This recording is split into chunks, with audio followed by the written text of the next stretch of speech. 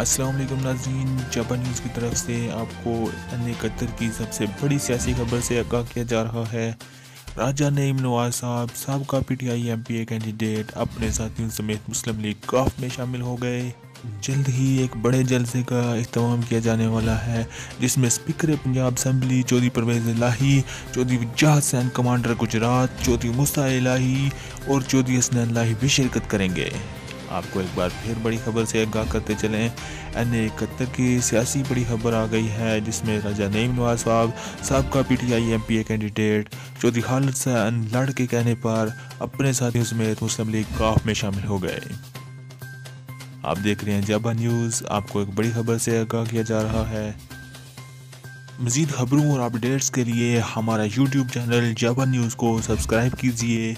हमारी Facebook ID जाबा news राय आलमगीर को फॉलो कीजिए।